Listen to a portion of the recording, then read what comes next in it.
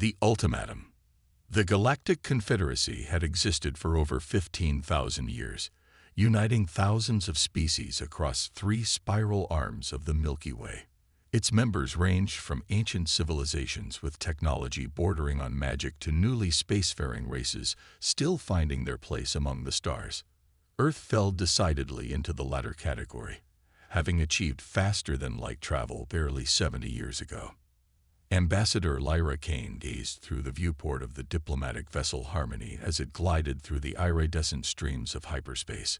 At 42, she was the youngest human ever appointed to represent Earth at the Confederacy Assembly on Nexus Prime. Her silver-streaked black hair was pulled back in a severe bun, highlighting sharp features that rarely betrayed emotion, a trait that had served her well in negotiations with species whose concept of diplomacy differed radically from humanity's. ETA to Nexus Prime is 6 hours, Ambassador, reported Captain Eliza Chen from the command chair behind her. All systems nominal. Lyra nodded. Thank you, Captain. This session is critical. The trade agreement with the Aldebaran Alliance could open resources we've only dreamed of. Plus, added her assistant Marcus with a grin, maybe they'll finally stop treating us like children playing with their parents' tools. One step at a time, Lyra cautioned, though she shared his sentiment. Earth's rapid technological advancement had made many older species nervous. Humans were considered unpredictable, emotional, and far too aggressive for their own good, or anyone else's. The ship lurched suddenly, throwing Lyra against the viewport. Alarms blared as the swirling hyperspace corridor outside distorted and shattered, revealing the cold blackness of normal space. Multiple vessels, Chen shouted, her fingers flying over the controls. They've used a gravity well to force us out of hyperspace. The main screen flickered to life, displaying 3 predatory-looking ships surrounding them. Their hulls bore the telltale scarring and mismatched plating of vessels that had seen numerous battles and impromptu repairs. Voraxian pirates, Chen whispered, her face pale. The Voraxians were a consortium of outcast species known for their brutality. Where most pirates were content with cargo, Voraxians specialized in high-value hostages. The Harmony was a diplomatic vessel, unarmed per Confederacy regulations. They're hailing us, the communications officer announced. On screen, Lyra ordered, straightening her posture. The screen changed to reveal a being with chitinous plating covering most of its face, 4 glowing yellow eyes arranged in a diamond pattern, and mandibles that clicked together menacingly as it spoke. I am Drafk, commander of the Voraxian Brotherhood. It announced, its translated voice unnaturally smooth compared to its fearsome appearance. And you, Ambassador Kane, are exactly who we've been waiting for. Lyra's expression remained neutral. You know attacking the Confederacy diplomatic vessel violates at least 17 interstellar laws, Commander Drafk. The mandibles clicked in what might have been amusement. Laws matter little in this sector, Ambassador. What matters is power and information. The alien leaned closer to the screen. Specifically, the classified specifications for Earth's Aegis Shield technology. Lyra couldn't hide her surprise. The Aegis Shield was Earth's most closely guarded innovation, a defensive system capable of adapting to any weapon's frequency in seconds. It had been the breakthrough that finally earned humans a seat at the galactic table. I have no access to such information, she replied coolly. Perhaps not directly, Drafk conceded. But your neural implant contains encryption keys that can access Earth's central defense database. My clients are very interested in this technology. Clients? Marcus whispered behind her. They're working for someone else. Drafk continued. You have 12 Earth hours to contact your government and arrange the transfer of the Aegis specifications. If you refuse, the camera panned to show several armed Voraxians standing over the unconscious forms of 3 Harmony crew members. We begin executing your people. 1 every hour until you comply. You can't possibly. Captain Chen began. Your ship's communication systems remain functional. Drafk interrupted. 12 hours, Ambassador. And to ensure your cooperation, a beam lanced out from the lead pirate vessel, striking the Harmony's engine section. The ship rocked violently. That disabled your propulsion systems.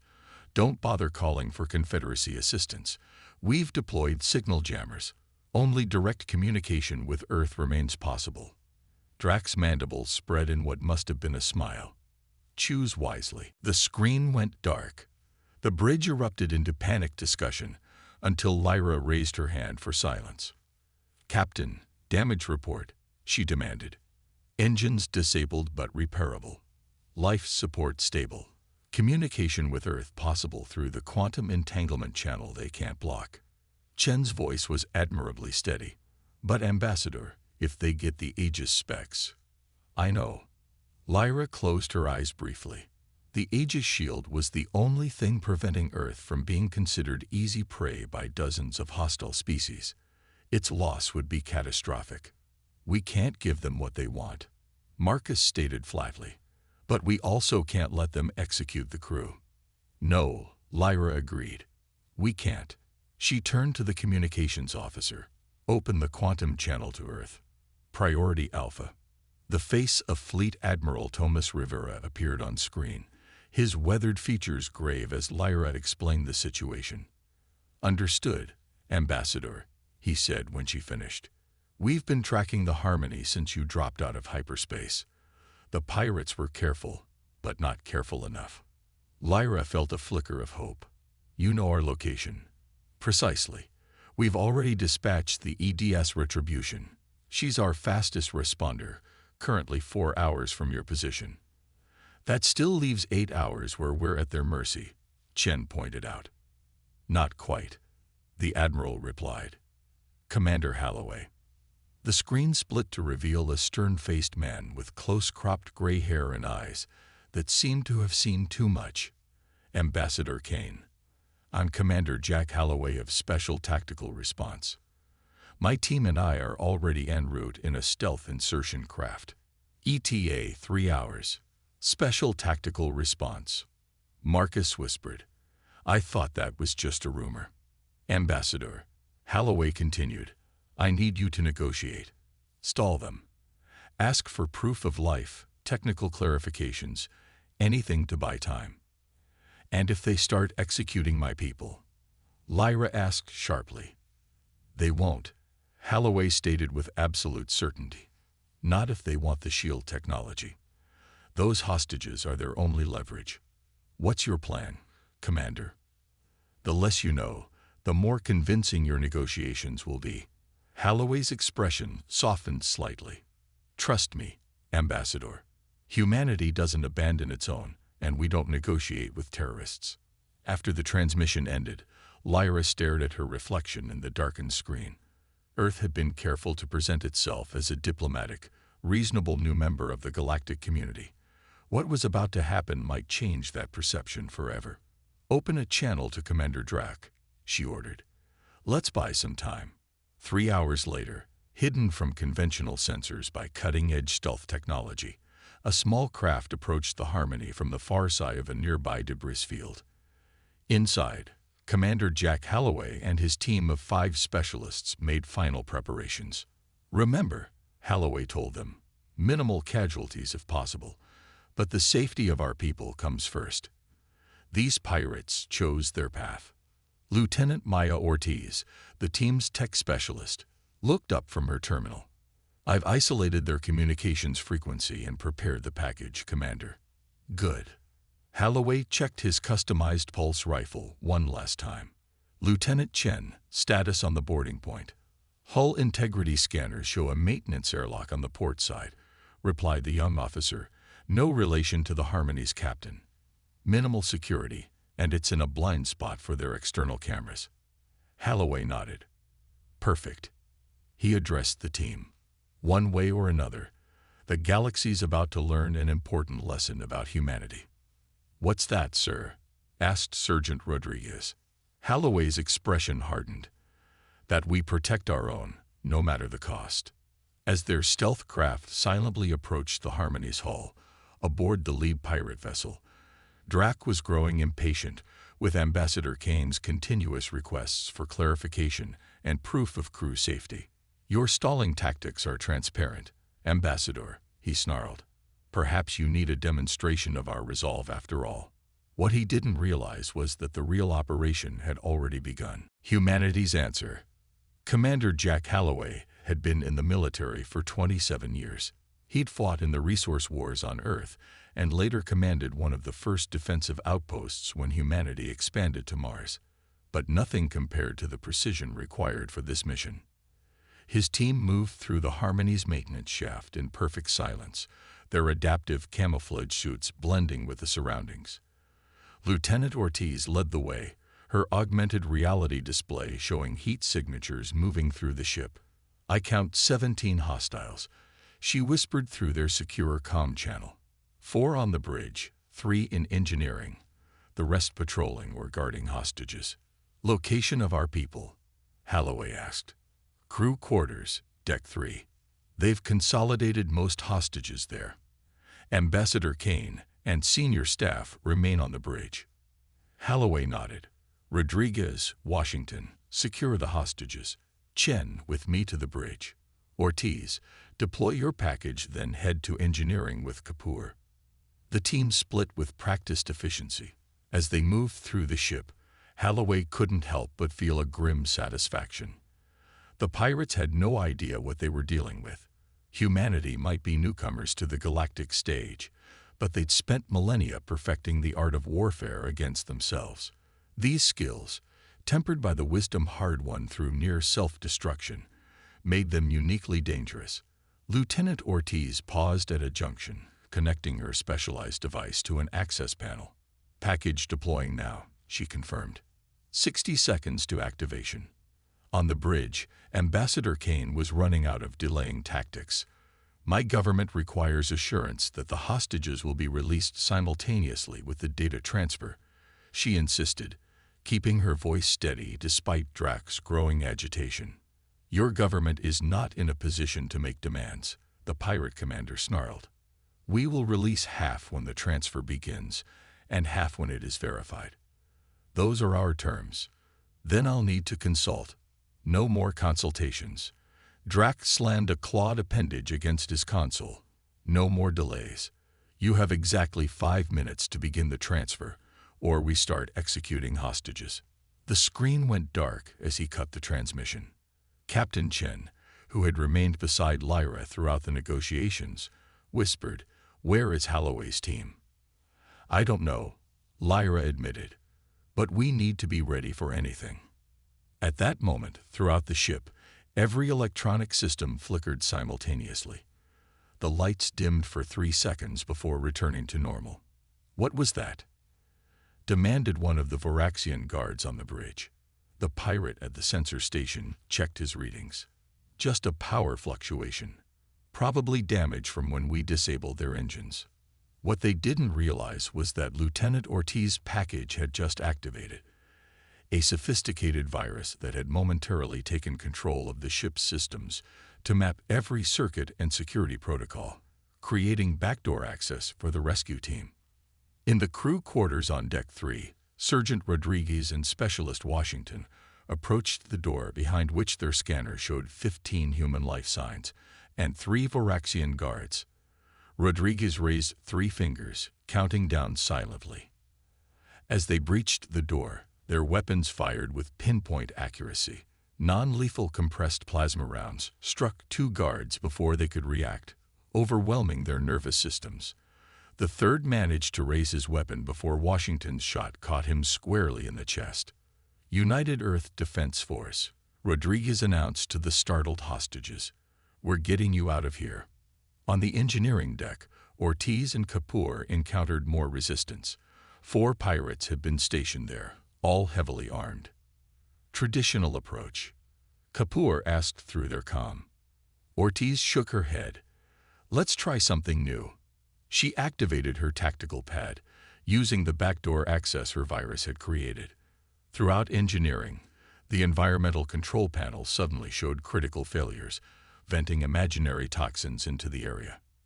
As the pirates rushed to don emergency breathing apparatus, completely distracted, Ortiz, and Kapoor struck. Holloway and Chen, meanwhile, had reached the access corridor to the bridge. Outside, they could hear Ambassador Kane still attempting to negotiate. Final approach, Holloway whispered into his comm. Team status. Hostages secured. Rodriguez reported. Moving to extraction point. Engineering neutralized, came Ortiz's response. Systems under our control. Execute final phase on my mark, Holloway ordered. He nodded to Chen, who placed a small device on the bridge door. 3, 2, 1. Mark. Throughout the Harmony, every light went out simultaneously. Emergency systems, communications, life support, everything went dark for precisely 5 seconds. When the lights returned, Commander Holloway and Lieutenant Chen stood on the bridge, weapons trained on the shocked Varaxian pirates. 2 were already unconscious from precision shots. Commander Drac, Holloway stated calmly, his rifle aimed at the pirate leader's head. The United Earth Defense Force sends its regards.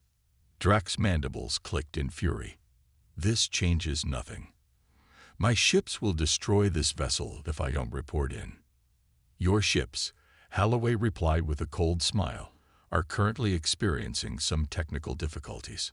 Through the viewport, they could see the pirate vessels floating dead in space, their systems disabled by the same virus that had given Holloway's team control of the Harmony. Impossible, Drac hissed. Our systems are isolated. Not as isolated as you thought, Holloway replied. Ambassador, are you all right? Lyra nodded, her expression a mixture of relief and astonishment. Perfectly fine. Commander, your timing is impeccable. Holloway turned back to Drac. Now about these clients of yours. Who exactly wants our shield technology? I'll tell you nothing, the pirate snarled. Lieutenant Ortiz's voice came through Holloway's comm. Commander, I've accessed their secure communications. Their clients are Trazarian military intelligence. They've been trying to acquire our defensive tech for years. Holloway nodded. The Trazarian Empire had opposed Earth's admission to the Confederacy from the beginning, claiming humans were too unpredictable and dangerous to be trusted. Now they had proven their point for them. Commander Drac, Holloway said, his voice steady, under Confederacy law and Earth Union statutes, you are under arrest for piracy, kidnapping, and attempted theft of classified technology. You will be transported to Nexus Prime for trial. You have no authority, Drac began. Actually, he does, Ambassador Kane interrupted, stepping forward.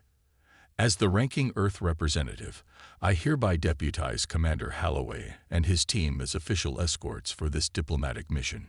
She smiled thinly, which gives him full authority under Confederacy law to respond to any threat against this vessel or its personnel. 6 hours later, the EDS Retribution arrived to secure the pirate vessels and take the Varaxians into custody. Admiral Rivera contacted the Harmony via secure channel. Ambassador, Commander, he greeted them. The Confederacy Council has been informed of the situation. The Trazarian ambassador is already issuing denials. We have proof of their involvement, Lyra replied. Lieutenant Ortiz's work was thorough. Good, the Admiral nodded. The Council has called an emergency session. They want you there, Ambassador, with Commander Holloway. Holloway frowned. Sir, my team and I aren't diplomats. No, Rivera agreed, but you represent something the Confederacy needs to understand about humanity. This incident will be discussed by every species in known space. We need to control the narrative. 2 days later, Ambassador Kane and Commander Holloway stood before the Confederacy Council on Nexus Prime. Representatives from over 100 species filled the massive chamber, their murmurs creating a cacophony of sound. The High Counselor, a Medusan with telepathic abilities and centuries of diplomatic experience, raised a hand for silence. This council has reviewed the evidence concerning the attack on the diplomatic vessel Harmony and the involvement of Trazarian intelligence, she announced. The Trazarian Empire has been sanctioned accordingly. Her many eyes turned to Lyra and Holloway. However, some members have expressed concern about Earth's response to this situation. A Vulari representative stood, his avian features sharp with disapproval. The humans deployed a military strike team without Confederacy authorization. They used cyber warfare tactics to disable 3 vessels. This aggressive response could have escalated the situation catastrophically. Murmurs of agreement rippled through the chamber. Lyra stepped forward to respond, but Holloway gently touched her arm, asking permission to speak. She nodded, curious. "Esteemed Council," Holloway began, his voice carrying clearly across the chamber. "I understand your concerns. By your standards, our response might seem excessive or risky, but I invite you to consider an alternative perspective." He paused, making eye contact with various representatives. Humanity spent thousands of years fighting itself. We nearly destroyed our civilization multiple times. But we learned from those mistakes. We learned that appeasement of aggressors only invites more aggression. We learned that the only way to ensure peace is to make the cost of violence too high to bear. The chamber had fallen completely silent. When these pirates threatened our people, we had a choice. We could give them what they wanted and teach the galaxy that humans can be extorted. Or we could show that any threat against Earth or its citizens would be met with swift, decisive action. Holloway's voice hardened. We chose the latter, not out of aggression, but out of a determination born from our bloody history. He gestured to the Vulari representative. "You call our response aggressive. I call it necessary. In rescuing our people, we disabled rather than destroyed. We captured rather than killed. We showed restraint where our ancestors might not have." The High Counselor leaned forward. "And what message should the Confederacy take from this, Commander Holloway?" "A simple one, Counselor," he replied. "Humanity wants peace. We will work tirelessly for diplomacy and cooperation. But if threatened, if our people are endangered, we will respond with absolute resolve. Earth does not abandon its own, and Earth does not negotiate with terrorists." As they left the council chamber hours later, after debates and votes that ultimately upheld their actions as justified, Lyra glanced at Holloway. "That was quite a speech, Commander. I think you've given the Confederacy a lot to think about." Holloway nodded. "For better or worse, they need to understand who we are." "And who are we exactly?" she asked. He smiled slightly. "The species that fought itself to the brink of extinction, learned from it, and emerged determined never to be victims again." He looked out at the gleaming spires of Nexus Prime, where representatives of 1,000 worlds conducted the business of a peaceful galaxy. "We're newcomers here, Ambassador, but we bring something valuable, the hard-won wisdom of survival." Word spread quickly across the galaxy. Tricerian intelligence operatives were quietly withdrawn from numerous covert operations. Pirate attacks on Earth vessels dropped by 80% within a month. And in distant corners of space, various species began to whisper a new saying about the curious newcomers to the galactic stage. "Be wary of the humans. They're young and still learning the ways of peace, but they remember war better than most."